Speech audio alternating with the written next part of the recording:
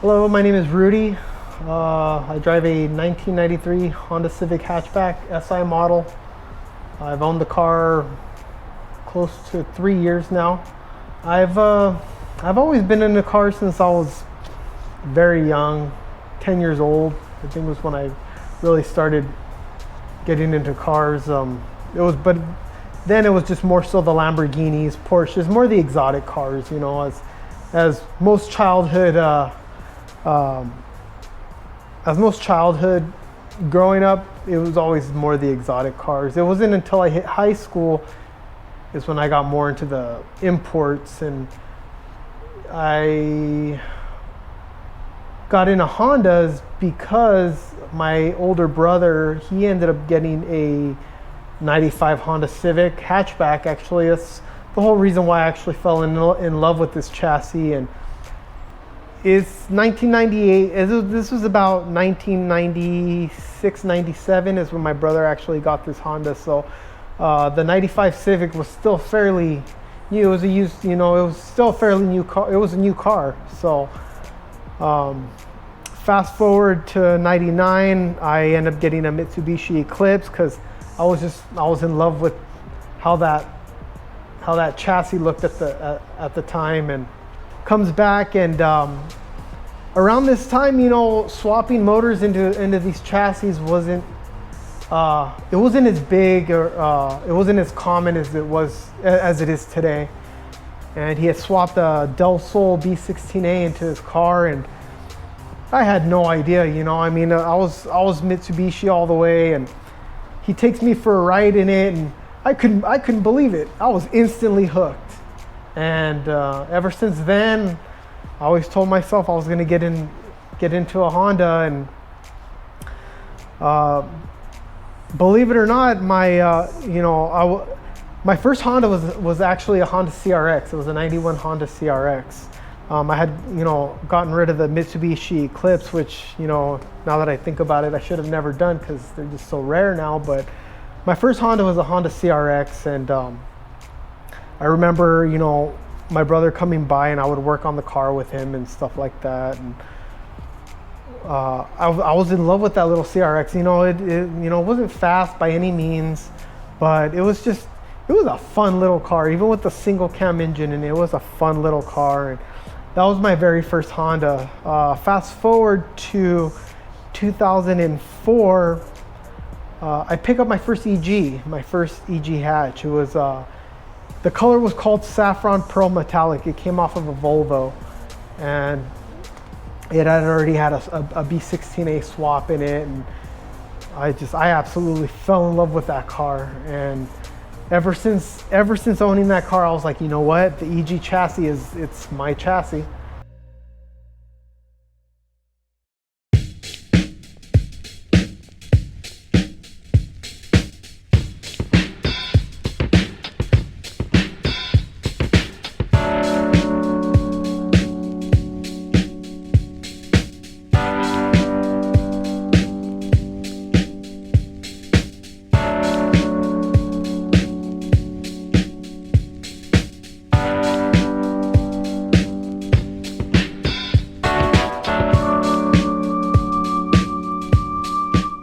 What's up, guys? My name is Mike Adimi, Mike G. I go by Mike G. This is my tank right here. It's my 92 Honda Civic CX called the EG6 tank. And we're doing a story today, man, on EG documentary. So it's pretty exciting, man. Thank you for having me here, bro. Appreciate it. I'm actually really grateful to be part of this, documentary and stuff. So it's exciting, man. Okay. What got me into cars was it was just kind of like something I just always thought about, when I was a little kid, I used to always drive around the streets and I used to play a game with my brother, oh, this is this car, that's car. So whenever we sell a certain car, we have to yell it out. If I would see a bug and be like, it's a bug right here. If I see a Honda, it's a Honda, we have to name of the cars. So that's how it kind of got me into the cars, and I started noticing different type of cars, old Mercedes and Benzes, and just a different style of cars. I never had, when I was a kid, I never had a particular car I was always obsessed with. I just loved cars, man. I was just always interested in what they're all about, Even though I wasn't even old enough to drive them yet, I just knew at that young age already, it was something I was really passionate about, I was really into. First car I ever got was I was like pretty much like a senior in high school, was about to graduate and stuff. And then my mom had a 1986 Dodge Colt. It was like a gold sedan. It was her first car ever. It was a special car, man. You know, my mom had it for all those years, and then it was gonna get handed down to me. You know, it wasn't like the car that because back then I was like so into the Hondas and stuff, the CRXs, and because the DA just came out, the 92, 93 GSR. So I was like all excited about that. But we didn't have the money for all that stuff. So I was already grateful just for having a car. It's a big deal, man. So me being the type of person I am, I can't leave nothing alone. The first thing I did was take it down to this one shop. There was a place that actually built lowriders, so that they would do like hydraulics and all that stuff. But I drove over there and I hit him up, and he was super cool dude. And I was like, yo man, like what can we do to this car to lower it, He's like, well, we got two options. We can heat the springs. Well, that was one of the options. People used to do that a lot back then. That was kind of like a common thing to do. Or we can just cut them. And I was like, all right, let's do it, man. So let's just cut the springs. You sure you want to do this? I was like, yeah, man, because there was no much support back then. I couldn't go to the store and buy like a lower springs for that car. So he jacked up the car, took the suspension out, we cut the springs, and then I just dumped it down to the ground, and it just looks so good. It's just so crazy when you think about it. Just by lowering a car, it just changes the whole perspective of how that car looks, And then just from that point, man, it just snowballed, man. And the next day I took it to the muffler shop, and then we put on back then there was like Ultra Flow was like one of the most famous ones. So like we went to put in a muffler shop. It was like a local muffler shop in Bona Park, and then we put the Ultra Flow exhaust on it. It sounded so good, but it still wasn't loud enough. So one day, me and one of my boys, we had a car parked in front of his house, and I was like, dude, you know what, dude? Let's just gut out the cat, dude. So we just jacked up the car. I went underneath it, and it took the catalytic converter off, and we just I started smashing it down with a hammer and the screwdriver. Got the whole thing out, got everything out, and the car just sounded so much better, man. Mind you, this thing was automatic too, bro. So it wasn't like, it wasn't manual. So it was like my first car was automatic, but I was just doing anything I could just to get it, pimped out. And then I got the windows tinted out. Then back then the systems were huge. So like I put like a box back there and got an amp. And then back then I had a pull-out radio. That shit was G, bro. Like no one had that. So like back then it was like, you didn't want to leave your radios in your car because your cars used to get jacked everywhere, bro. So like first thing I did was like, I'm gonna buy a pull-out radio, bro. So you just pop it in, you pull it out, it had like a little handle on it. So you just throw them out. You go to school and stuff, I just throw them in my backpack, and that thing was like just chilling in the parking lot, First time I saw a Civic EG was actually like my first week of going to Cypress College. Yeah, so this was like around 93 or so. Yeah, so it was like somewhere around there. There was this dude, man, had like a black EG that was like, he used to be always parked always in the front of the school, and this car was already, the car was barely even out, man. It was like probably like a really new chassis, and this dude already had it like fully done up, man. Like had the sparkle wheels on it, already had a roll bar in it. Like all the stuff that we used to look at flipping through magazines. I don't know, dude. This dude like just must have had like the super freaking connect on this. So because it had like all the stuff that we used to flip through magazines, all the stuff that we always dreamt of having, this was on this car, bro. It was insane. So I remember just walking up to that car, I'm like, damn, this car is just sick, bro. I just like fell in love, bro. I couldn't stop staring at it. What appealed to you the first, what was it about it? Just the shape of it, man. Because before that, a lot of the cars were like really boxy, and they had like a lot of square edges and all that. And then when that car came out, it was like really just had like a lot of the round edges and the round corners, and the car was just like really, it was like a bubble, And I just wasn't really used to that kind of type of look, because most of the cars before that were like really like box shape, there were sharp edges. So, and then just by looking at it, you're like, dude, this is it, bro. The car has the mad potential of just being a full track race car, It was sick. And that's exactly how this guy had it done up, So it was exciting to see that, man, because I've never seen anything like that before.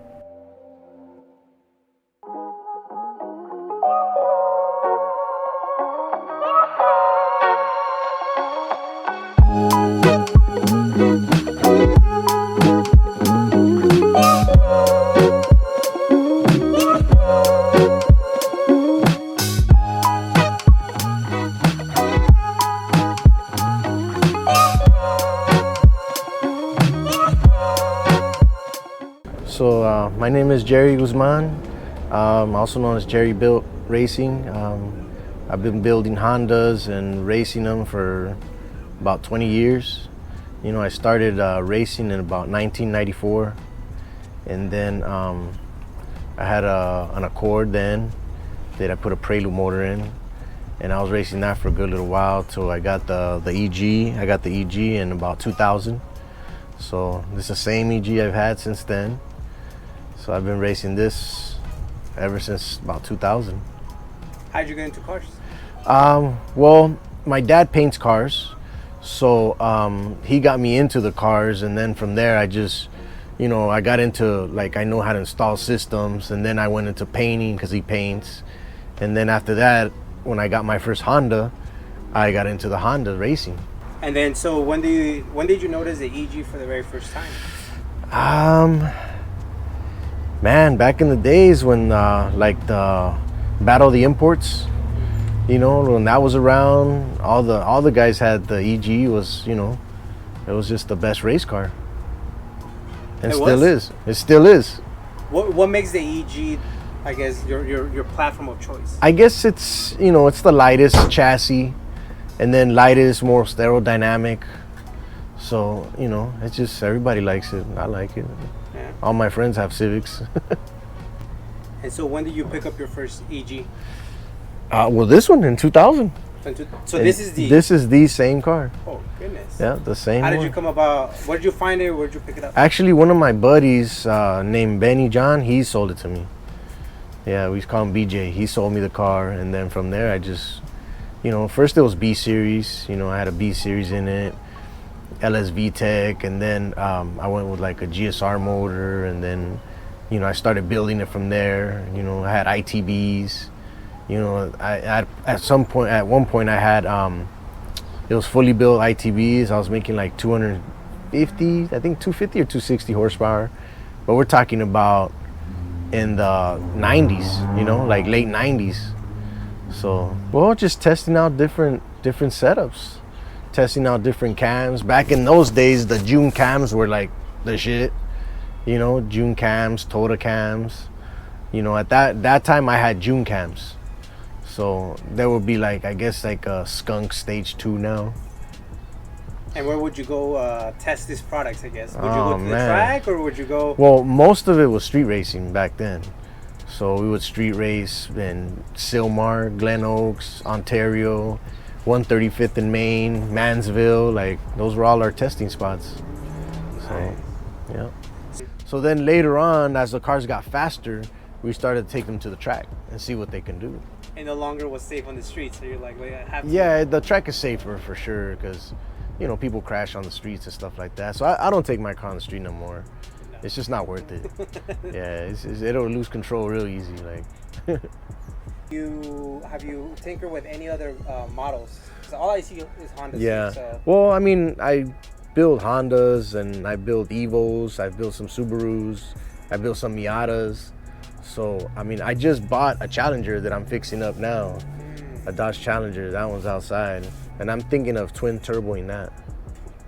Yeah, but it's the RT, the 5.7 liter. So, but I've always liked that body style, so that's why I want to just try it, see how it goes, you know.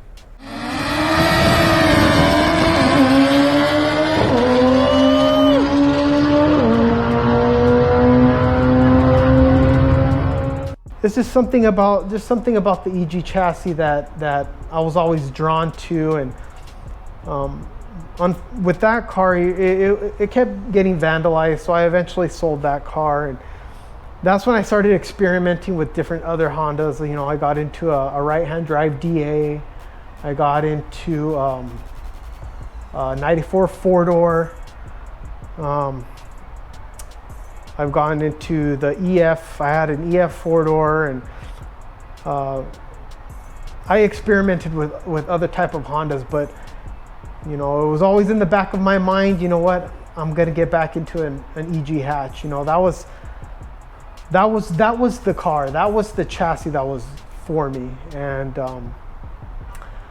I had a coupe, a black 97 coupe that had a Civic Type R motor in it, and had a stroker kit, and I tuned it, made great power, and I sold that car, and at that moment, I was like, you know what? I'm getting back into an EG hatch. I want to get back into something that I knew I was going to be happy with, and I knew I was going to hold on for forever. And that's when I saw the red Diva, and as soon as Ian, who's actually a good buddy of mine now, you know, he as soon as he posted it, I already knew that was going to be my next hatchback. I was going to do whatever it took to get a hold of this hatch. It was red. It already had a K-swap in it, and you know, being old school, I've always been about the B series life. You know, it looks so good in these chassis. But as soon as I went for a ride in this K series hatch, I was hooked. I was instantly hooked. And so I found the car for sale. I bought a plane ticket to Texas because the car was in Texas at the time, and I drove it back to California, and the car gave me no issues, no problems whatsoever. So that just shows you how reliable the car was. And just being that it was K-swapped, you know, that was definitely a huge plus. I've owned this car now for almost 3 years now, and I wouldn't get rid of her for the world. No other Honda gave me the same satisfaction as this chassis, and this car is, I swear to God, this car is going to be buried with me.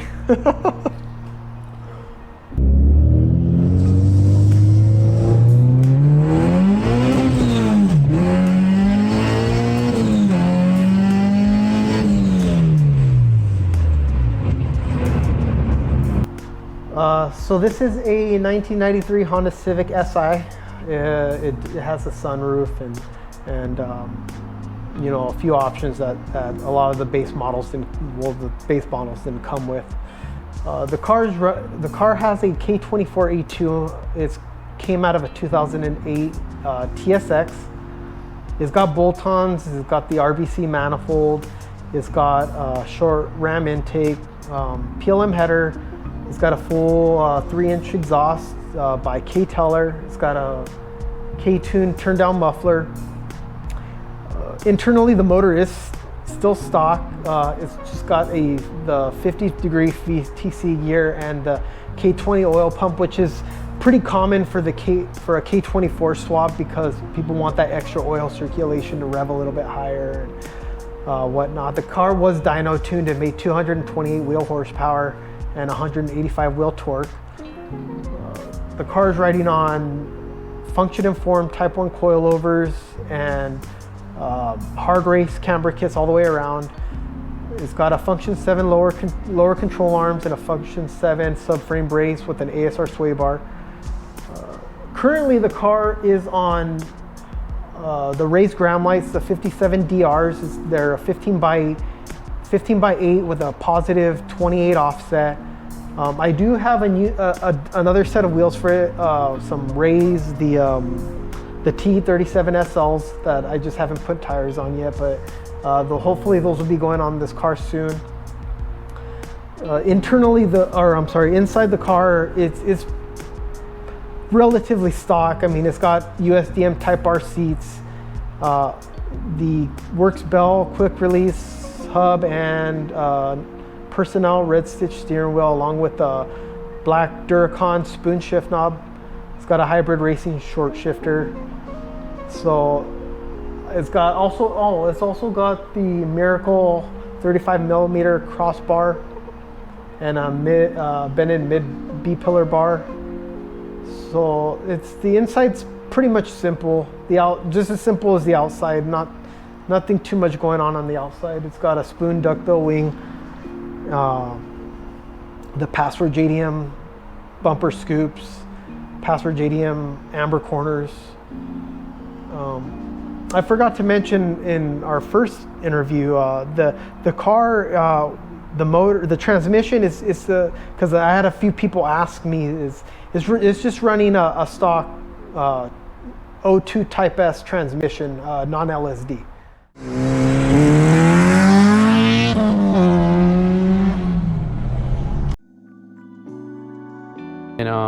was really into trucks. Even though I love the Hondas, I was always the type of dude that I always wanted to do something different. All my boys had Hondas. And I was like, if I get a Honda too, I'm kind of just gonna blend in. I want to do something different. So I decided to get like a 94 Toyota truck. And I didn't even know how to drive stick yet. So my pops was like, dude, let's just go get it, man. Like, you know, we'll learn to drive how to stick later. You know, just if you want it, just get it. These things only come in stick right now, so we can't even buy it in automatic anyways. So we bought it, and then my buddy Tim, my neighbor, he had a 67 Bug. So anyways, he had a 67 Bug, and then he was a perfect person to kind of ask me how to drive stick because he drove a stick, you know, he drove that every day. So every day, whenever he was free from work and stuff, he'd go down the street, down like up in Alondra, up in La Mirada area. It was like this really wide street, and it was just like, we could just cruise over there, you know?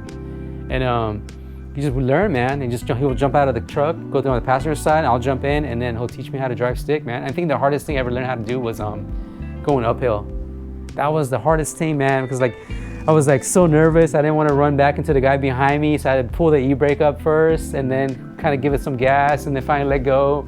So I mean, that's how it started, man. I learned how to stick, and then from that point on, all my cars I ever owned from there, man, they're all been sticks, dude. So, and then right after that truck, actually, well, talking about the truck was like, man, I started hanging out with like all the OGs from the street racing days, you know, like Steph and all them, and all the from Lucky Racing. You know, I got into actually like a car club. It was like a racing crew back in the day called Hypertech Racing. So those are like my boys from Carson, Torrance, and all the South Bay areas. So I started hanging out with the homies out there. I got into the crew, and then that's when all snowball. I started fixing up the truck, man. I started making it fast. I ended up actually turboing it. Yeah, so I found a turbo kit. The guys from Toy Sport helped me out, so we put a turbo kit on that thing. I started street racing every week. Pretty much like 4 or 5 days out of the week, man. I was in Compton. We used to go to Ontario. We used to go to Long Beach Terminal Island. That was like my spot. We used to go out there and drag race.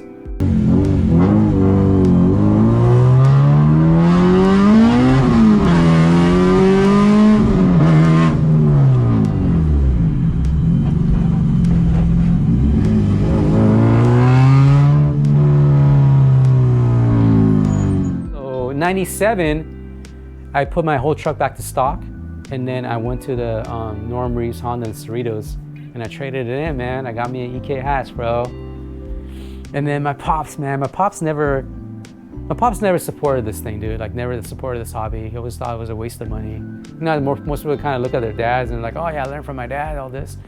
My pops was not into this stuff at all. He was not. He was always like, don't do this, don't do that, don't mess up your car, don't fix it up. So when I first picked up the EK hatch, he was like, don't touch this car, man, leave it alone. And I was like, yeah, I'm not gonna touch it at all, man.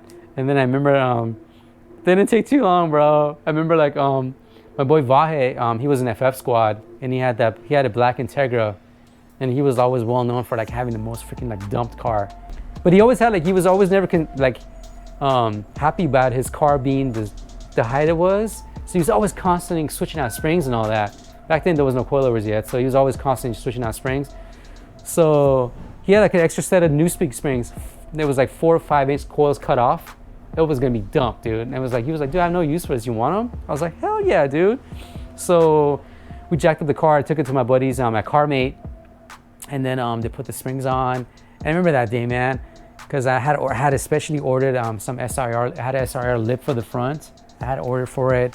And I bought some black housing headlights from CarMate, and then we put everything on. And I remember that day, dude, I drove home, and then I parked the car, and then my pops came home from work, bro. And then like he saw the car, and he was so mad, dude. He was so pissed, started yelling at me. Why did you do this? I told you not to do this. I knew you weren't gonna listen. I knew you were gonna do this. He literally didn't talk to me for like almost a month, dude. But it was me, dude. That was my thing, you know? That was like the way, instead of being out and, you know, gangbanging, you know, and doing all this stupid shit out there, you know, like, I'd rather like just put my time and effort into like, you know, fixing up cars, man. That was my passion, you know? So my coworker Tara had this car. This was originally red, CX, non-molested. It was just all OEM. Like half of the car was all turned pink. That's what these cars do after a while when they sit in the sun a long time. So half of the car was like pink and the other side was like red. And then like, I was in love with it, man. It was because it was original. It was never been touched. Had AC. So I used to bug her every day, dude, when I used to come to work, man. I was like, dude, like, when you're ready to sell this thing, let me know, man. I really want this car, you know? And then she was ready, thinking about selling, actually. perfect time I hit her up, kind of planned that scene in her head. And then I was like, you know what, it's finally time, you know, for me to like really get down to it and tear this car apart. So that's when it happened, man. The bug started from there, and I just started snowballed. It was supposed to initially it was gonna be like a drag race project. I was just gonna only like just do all the stuff for the engine bay and leave the outside alone, but then my boy Miguel owned Mobworks, and he kind of talked me into it. He was like, Mike, let's just paint this car, bro, you know? So that's when the decisions to finally look around trying to find the colors happened. And then Noah found this color for me, and then so now it's a B series all motor setup. It's a GSR 2 liter. It's an 85 mil, 89 stroke. It's on it's a 12 compression. It's on pump gas. So the last time I tuned this car, it made about 243 horsepower. That's on pump gas too. So it's a cool little setup, man. It's a fun little all motor setup. The reason I went back to all motor was because I just wanted something more reliable, just more consistent. Boost is like, you know, it's more of a headache. You know, there's a lot of tuning involved. You constantly got to be fixing this, fixing that. So I kind of want to just kind of keep it a little bit more basic.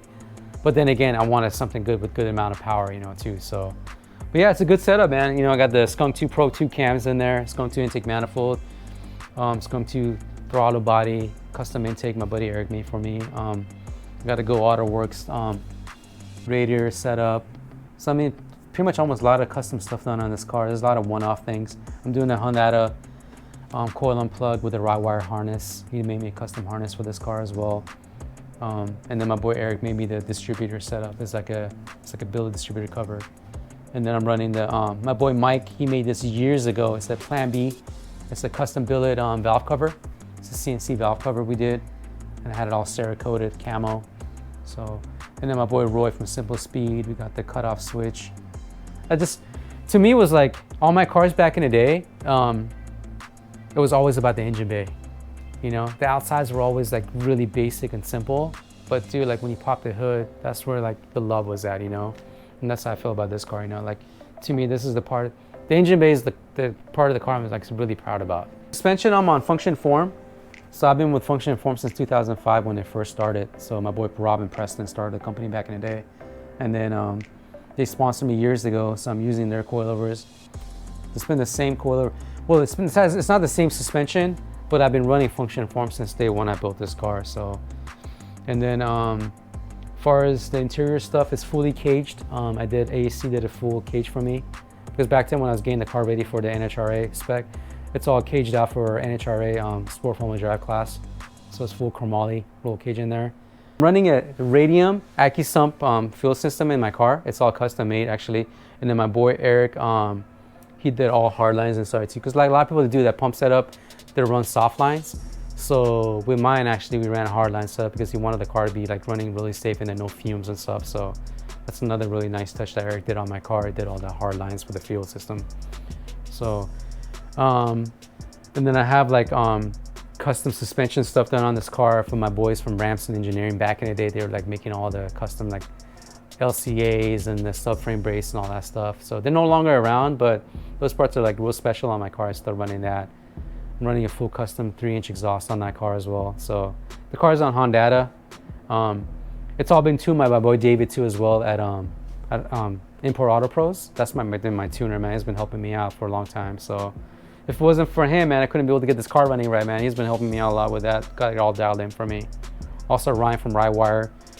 He's always been helping me out as well too. I had some issues with my TPS. He came over one day and just figured everything out for me, got it calibrated. I mean, so he's been like a huge help for me since day when I started this project.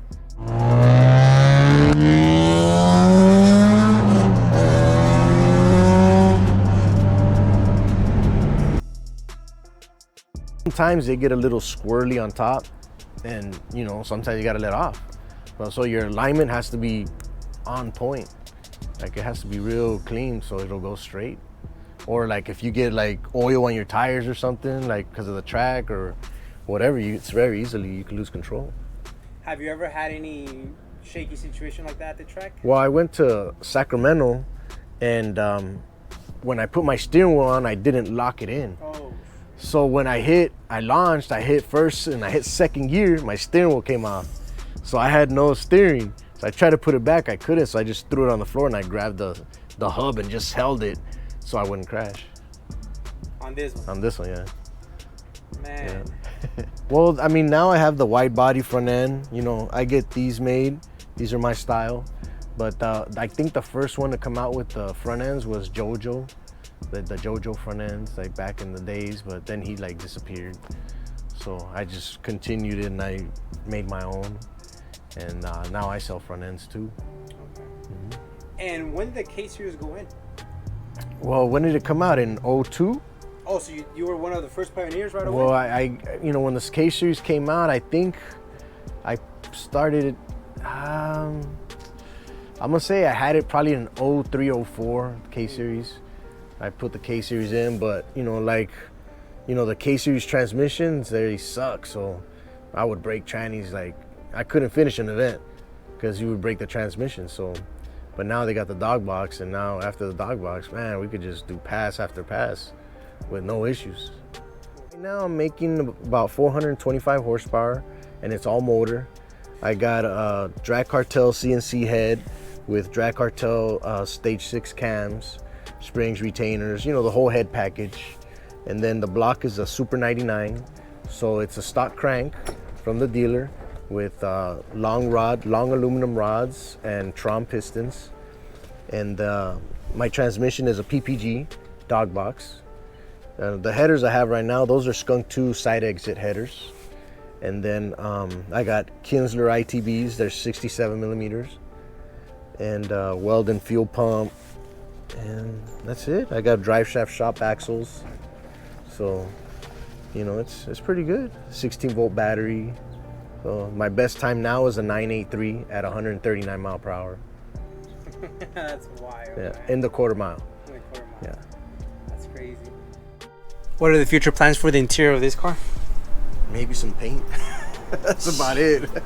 There's nothing else you do. That's it. Just paint it. It just looks a little dirty and ugly. But yeah, I want to paint the rest. Paint the cage, paint the floor. Red? No, just black. It's because we throw too much shit in it when we go racing that it's not worth painting it red. It just won't stay nice. So just so it looks cohesive. Yeah, But just like a little black. That way, you know, a little touch up is a little spray. Done. what kind of suspension are you running? I have Skunk 2 suspension right now. Oh, wow. Okay. But I have the FCS rear trailing arm kit. Oh, okay. That's that company right here. Lightweight. Is there any upgrades that you're going to do to the suspension itself? Maybe rebuild the bushings. Like that bushing is bad, so I think I have to get new bushings for it. So I'll see. Just this little stuff. Just little stuff. Yeah, fine tuning it, you know. Why did you never let go of this one? What's so special about this one? I don't Never know, crashed it, just- so you thought there was no need to change it? Yeah, there's no need to change it. Why start over when you have one already? One project is good enough. When you have too many projects, you never finish them. You never finished that. I'd rather just throw. Well, this is my only money pit. Because they're all money pits. All race cars, you know, all car hobbies are money pits. When did you start doing your own front ends? Man, in about maybe, I'm gonna say like 05, 06 maybe. 05, 06? And they're what, just all carbon All or? fiberglass. Fiberglass. Yeah. 3-piece fiberglass front end, wide body. And you say you do those for EG, EK, EG, EK, and the DC. and DC. So obviously you do everything. Yeah. Internals. I do piping, I do fully built. I mean, I don't do the sleeving. I get them done. But assembly, I do all the assemblies. I ported this head, pour and polish. The head, the intake. Do all the piping, all the welding. And that's just through all your history of just building stuff, right? Yeah.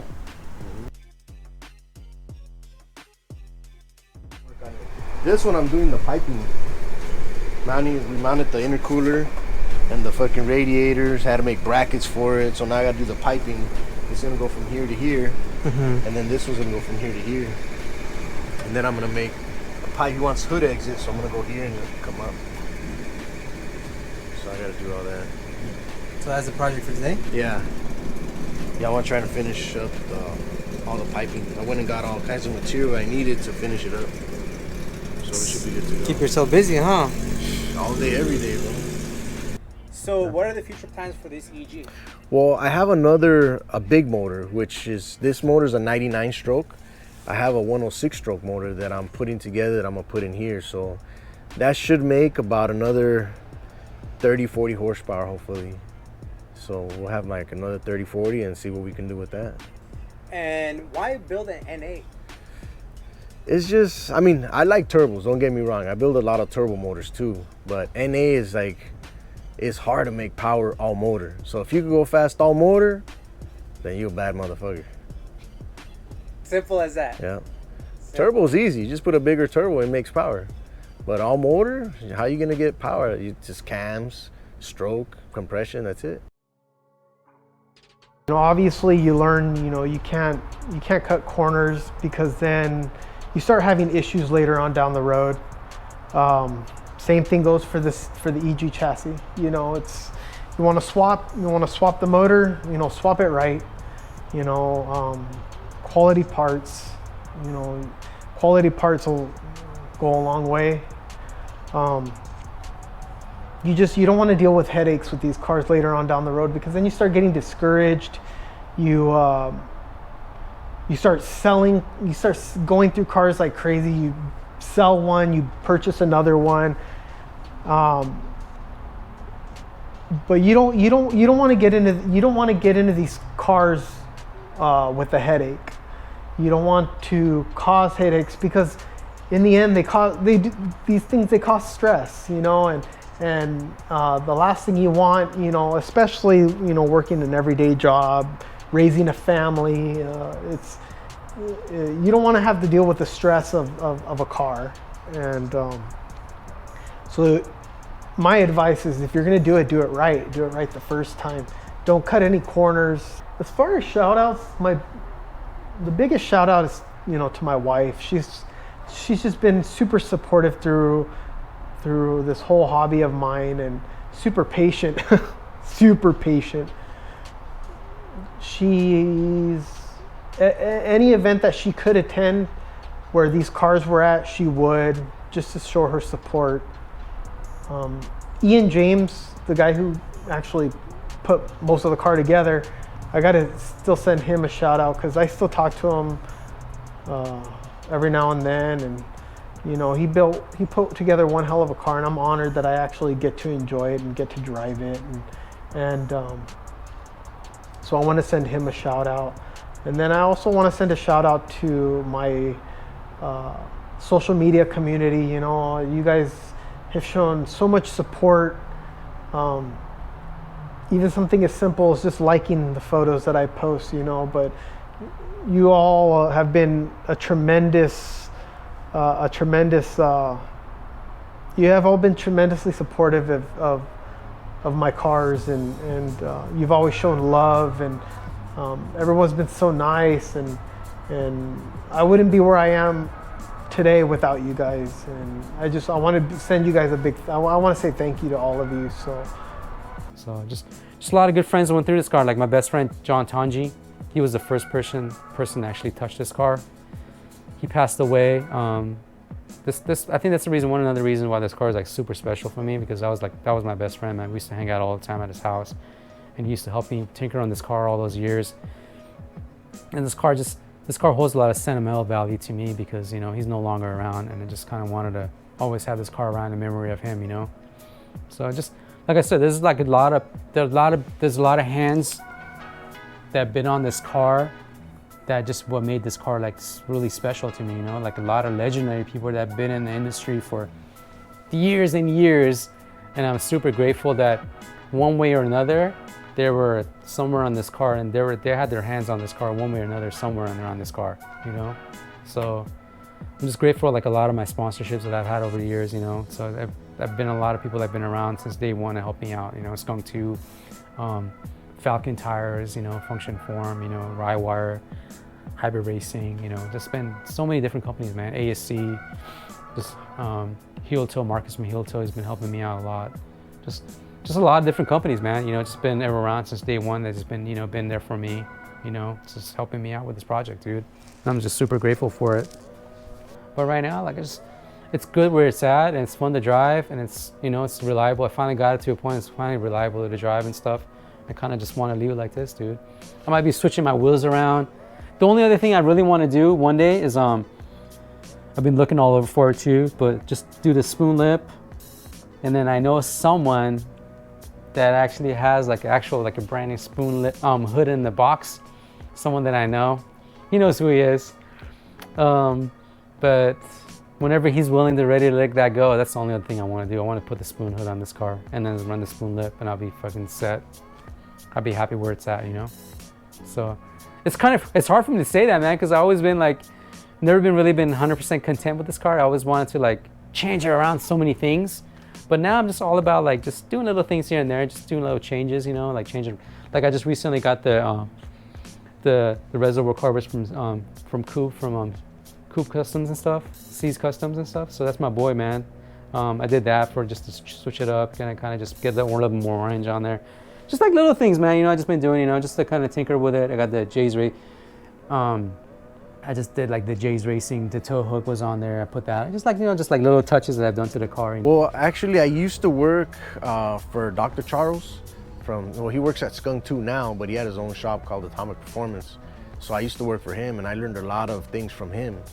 And I just applied them to what I know now, and, you know, cars just get faster and faster. And how old were you when you started doing that? Shit. When I worked for Charles, I was probably like early 20s.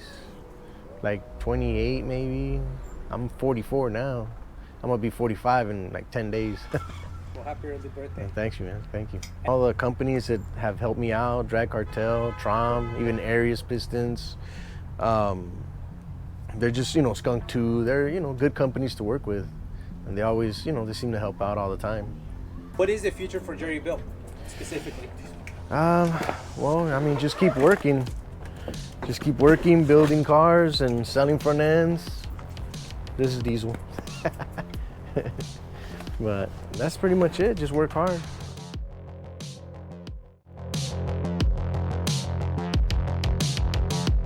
Okay, no, is that starting? Well, then I was like, no, because the next, I know, because I was like, so many scenarios, I was thinking about it. I was like, this was the first issue. What year was this? 2004.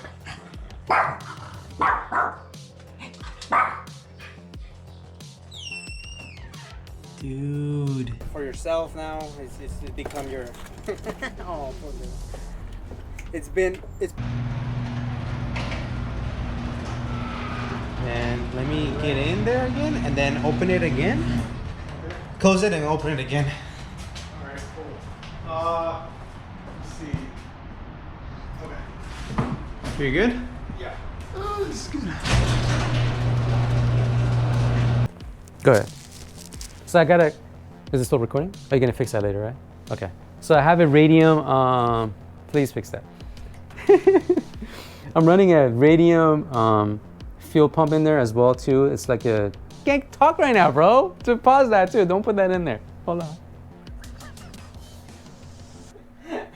You were doing so well. No, I know, but when it came to that particular part, you know what? I did the same thing when we talked about Ruben's pedals. I was like, damn it, man.